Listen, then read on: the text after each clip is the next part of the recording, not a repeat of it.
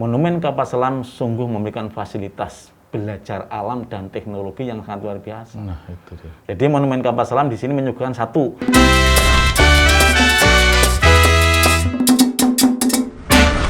Assalamualaikum warahmatullahi wabarakatuh, Pak Wagino.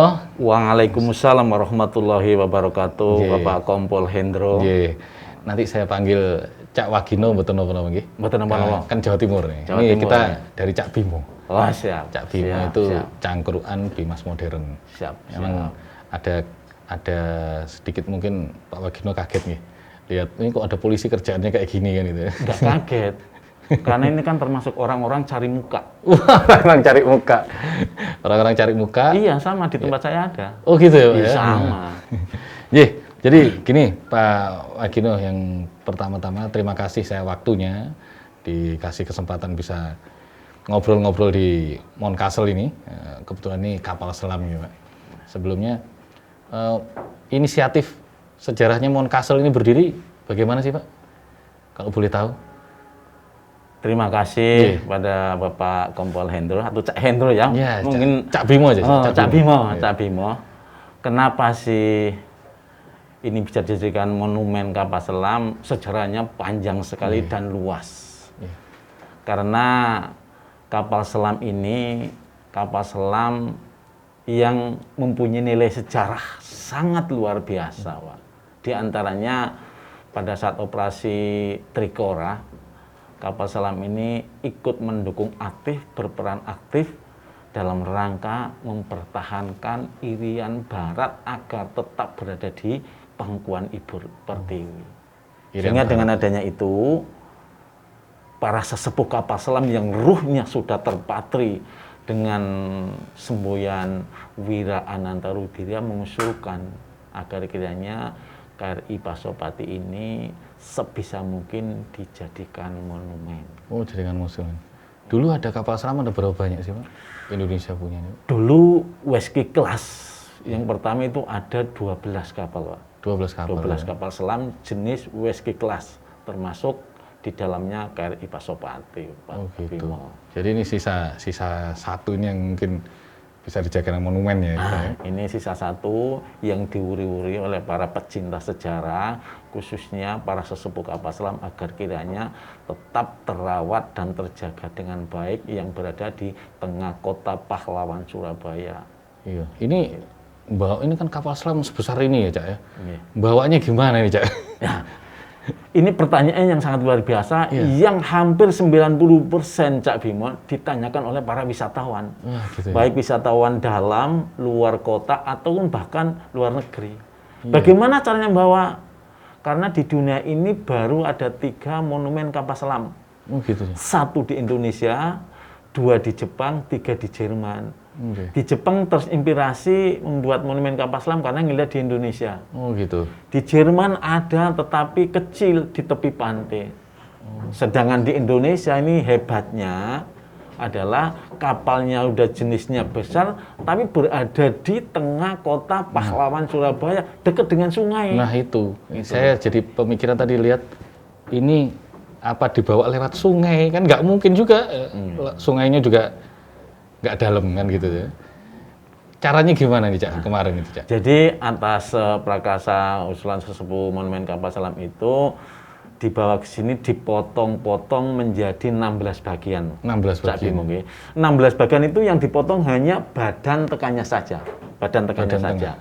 Badan kapalnya saja. Tetapi untuk peralatan yang ada di dalam sama sekali tidak ada dirusak ataupun dipotong. Karena apa? Karena sistem knockdown. Oh knockdown ya. Sistem knockdown ataupun bahasa sekarangnya sistem bongkar pasang. Cuma karena kita teknologinya masih terbatas, membuat baru ini kapal selam ini hanya 2 tahun. Oh 2 tahun. 2 tahun. Tetapi begitu kita reproduksi ini hampir memakan waktu 4 tahun. 4 tahun lama juga ya Cak ya. Dimulai medio 95 Cak Bimo 95 ya. ya. Tanggal 27 Juni 1998 baru diresmikan oleh Bapak Kepala Staf TNI Angkatan Laut dan dibuka untuk umum sehingga bisa dikunjungi oleh seluruh wisatawan yang ada. Itu kerja keras sekali 4 tahun ya Cak ya. Berarti kalau dipikir-pikir lebih susah merangkai kapal selam daripada mindah pesawat. Kan kalau angkatan udara banyak mindah-mindah pesawat. Oh, iya, betul. Lebih susah ini ya. Oke, betul. Jadi hanya ada 3 di dunia. Iya. Ya, kerja keras itu. Kemudian ini kan masyarakat lihat sebagai Mountcastle ini sebagai suatu istilahnya simbol juga ini selain Tugu Pahlawan di Surabaya, betul, kan betul. gitu kan. Ikon lah. Ikonnya dalam artian Surabaya itu ada Tugu Pahlawan, ada Mountcastle juga yang mungkin wajib dikunjungi kan gitu ya, secara nggak langsung. Betul, nah, selama ini kalau orang mau ke Mountcastle, Cak Wagino, ada fasilitas apa yang bisa dilihat di Mountcastle ini? Iya betul ini. Jadi di Mountcastle ini menyuguhkan berbagai macam fasilitas agar kiranya memang wisatawan itu bisa terobati di sini. Oh gitu. Apalagi di masa-masa sekarang ini yang di rumah katakan saja mungkin jenuh, Monumen Kapal Selam sungguh memberikan fasilitas belajar alam dan teknologi yang sangat luar biasa. Nah, itu dia. Jadi Monumen Kapal Selam di sini menyuguhkan satu, monumen kapal selamnya itu sendiri. Yang kedua, ada videorama. Videorama itu nanti ada film dokumenter tentang sejarahnya kapal selam, kegiatan latihan Angkatan Laut, kegiatan tempur Angkatan Laut, dan kegiatan sosialnya Angkatan Laut. Semua kegiatan Iya, itu teraplikasi di situ. Dan untuk sementara di masa pandemi ini, kolam renang yang dicintai oleh seluruh area-area Jawa Timur kebetulan di stop dulu. Oh, ada kolam renangnya juga? Ada kolam renangnya. Dan untuk antisipasi dan pencegahan penularan COVID, sementara kolam renang dinonaktifkan dulu. Jadi ada diorama, kemudian kapal selam, kolam renang, dan ada panggung sarang hiu. Oh, ada panggung sarang hiu juga. Panggung sarang hiu itu dimanfaatkan untuk menampilkan kreasi anak-anak, remaja ataupun dewasa agar kiranya mereka bisa sedikit menyalurkan bakatnya di situ. Yang sudah berjalan adalah Ikatan Guru TK Indonesia Jawa Timur. Sudah tampil di sini tadinya setiap minggu. Begitu ada pandemi ini, sementara juga kita mengikuti protokol dari yang ada lah, aturan protokol kesehatan yang ada. Cak Wagino, selama sebelum pandemi, rata-rata yang berkunjung ke Mountcastle ini banyak nggak? Sebelum pandemi, seperti tadi disebutkan, karena monumen kapal selam itu merupakan ikon yang ada di Surabaya, ya pengunjungnya lumayan banyak. Lumayan, Sabtu Minggu khususnya aja ya? Sabtu Minggu khususnya, ya karena memang monumen kapal selam itu menyuguhkan fasilitas belajar alam dan teknologi. Coba Cak Bimo melihat katup-katup semacam ini, banyaknya ini. Ini kalau anak-anak milenial itu ada sedikit nilai kecerdasan, gimana caranya memasang, gimana caranya membuatnya, gimana cara mengoperasikan, sehingga kapal selam ini sangat bermanfaat untuk kepentingan dunia, khususnya Indonesia. Sehingga harus bisa menambah nilai semangat belajar teknologi. Iya, karena saya lihat kalau lewat jalan itu Sabtu Minggu pasti padat di depan ini sebelum pandemik. Iya, betul-betul. Nah, mungkin setelah pandemik agak berkurang sedikit. Nah, ini sudah mulai dibuka lagi ya, Cak ya? Iya. Udah berapa lama, Cak, dibuka lagi? Jadi ini dulu ditutup tanggal 23 Maret. 23 Maret. 23 Maret 2020. Seiring dengan waktu berjalan sudah agak reda, ya, Surabaya agak reda.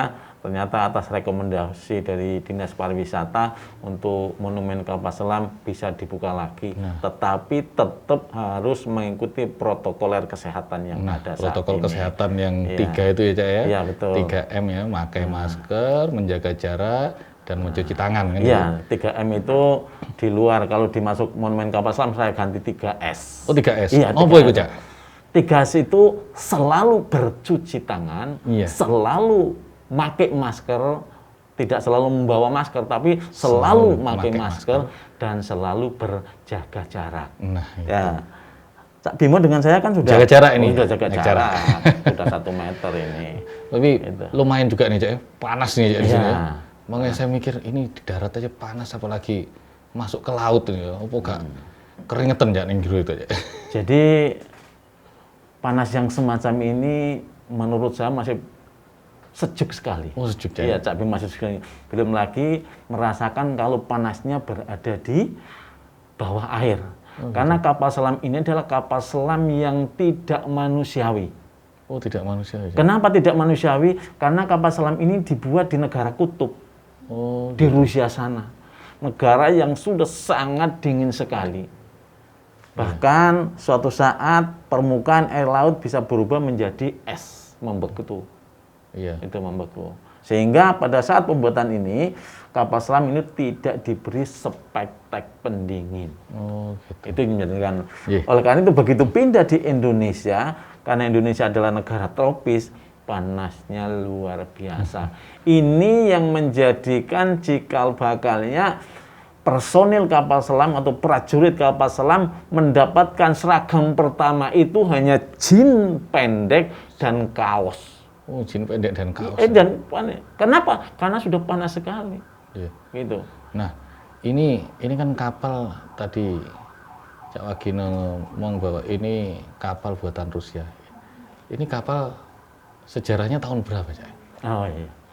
Saya masih ingat sekali bahwa kapal selam ini adalah buatan tahun 1952. 1952. 1952 masih terawat sampai saat ini dan join to Indonesian Navy, bergabung dengan Angkatan Laut Indonesia itu tahun 1960. Ini. 19. Dan melaksanakan tugas operasionalnya ini sampai tahun 1989. 1989. Jadi Tanggal 25 Januari 1990 sebagai ciri khas kapal perang Republik Indonesia, ular-ular perangnya diturunkan. oh gitu. Dengan upacara militer di dermaga kapal selam ujung Surabaya. Jadi udah pensiun itu, Cak. Wah, Ini pensiun ya. Itu. Pensiun 1990, sekarang 2020. Masih awet ya di sini ya. Jadi memang kapal ini sudah nggak layak istilahnya, udah pensiun tapi masih posisinya nggak akan hancur nih ya posisinya. Karena walaupun ini sudah di luar istilahnya wilayah atau di luar kekuasaan Angkatan Laut, tetapi apapun cara kerjanya masih mengikuti prosedur Angkatan Laut, yaitu menggunakan PMS, Planning Maintenance System, atau sistem pemeliharaan terencana. Jadi ada rencana kegiatan perbaikan harian, perawatan harian, mingguan, bulanan, semester dan tahunan itu ada semua, Pak. Sehingga walaupun ini buatan tahun 52, tahun 90 pensiun, sampai saat ini orisinil, Mas ya. Orisinil. Iya. Artinya jadi apa? Masih proses PMS masih jalan ya? Masih jalan, Pak. Masih sampai jalan. sekarang ya? Sampai sekarang. Gitu. Hebat ya. Jadi yang susah memang kalau di Indonesia itu dimanapun pengadaan itu gampang. Iya. Perawatan yang susah aja. Perawatannya itu. Jadi identik dengan Angkatan Laut, PMS itu tetap berjalan sehingga material-material yang ada ini masih bagus-bagus semua lah. Itu karena kita selalu melaksanakan perawatan dengan sistem yang ada. Itu terkait kegiatan kunjungan yang di era pandemik ini, Cak. Era pandemik yang udah mulai dibuka. Protokol kesehatan sudah mulai dijalankan kan gitu, Cak. Jadi untuk jumlah pengunjung dibatasi apa enggak, Cak? Jadi sampai saat ini untuk jumlah pengunjung open aja, cuma begitu nanti dari pihak Monumen Kapal Selam melihat sedikit kerumunan banyak, tetap dikendalikan. Tidak dibatasi, tetap dikendalikan. Kita melaksanakan istilahnya prosedur yang ada dari pemerintah, birokrasi yang ada dari pemerintah, agar kiranya mereka berkunjung tetap nyaman, tetap dapat ilmu, dan tetap sehat. Itu kan tujuannya gitu. Rekreasi tujuannya mau sehat. Lalu kalau rekreasi terus ketemunya batuk, pilek, akhirnya terkapar kan, wah kasihan. Sehingga tetap kita harus lebih tegas untuk mengingatkan pada para wisatawan agar kiranya sama-sama mematuhi prosedur yang ada kesehatan yang sudah diberikan oleh pemerintah. Jadi secara nggak langsung kita mungkin sampaikan ke masyarakat bahwa wisata ke Mount-Castle sudah sesuai prosedur kesehatan, jadi insya Allah aman. Jadi jangan khawatir untuk meluangkan waktu supaya imun kita bertambah kan gitu ya. Betul. Karena salah satu imun mungkin dari pikiran yang tenang, senang kan gitu ya. Jadi penambah imun kita. Jadi itu. Terus kemudian yang paling akhir ya, mungkin ada himbauan kepada masyarakat, mungkin khususnya warga Surabaya dan warga sekitarnya yang mungkin ingin berkunjung ke Monumen Mount-Castle, mungkin disampaikan, Cak. Oke, terima kasih Cak Bimo. Jadi walaupun dalam masa pandemi semacam ini, tetap Monumen Kapal Selam masih open. Iya. Kepada Cak, Ning, Bapak, Ibu, Eyang, cucunya juga, Monumen Kapal Selam tetap masih memberikan fasilitas belajar alam dan teknologi. Iya. Ya, untuk mengurangi kepenatan di rumah, untuk mengurangi rasa jenuh di rumah, bisa hadir di Monumen Kapal Selam. Karena Monumen Kapal Selam sudah satu, nyaman dan aman. Apalagi sudah kedatangan dari Polda Iya. dan sering dikunjungi dari Pemkot, otomatis sudah dijamin dan tidak ada keraguan lagi bahwa Monumen Kapal Selam sudah tetap melaksanakan protap yang sudah diberikan oleh pemerintah. Iya. Monggo datang di Monumen Kapal Selam. Terima kasih. Jadi mungkin itu dari kami Cak Wagino, matur nuwun, mungkin bisa nanti sambil jalan kita sampaikan ke masyarakat. Mungkin ada yang belum tahu. Oh, iya, Karena- Cak Bima, Karena betul, banyaknya masyarakat masuk, tapi ini opo sih, kan nggak masih ngerti kan. betul. Gitu aja. Monggo kita ke tempat berikutnya, Cak. Iya. Ya.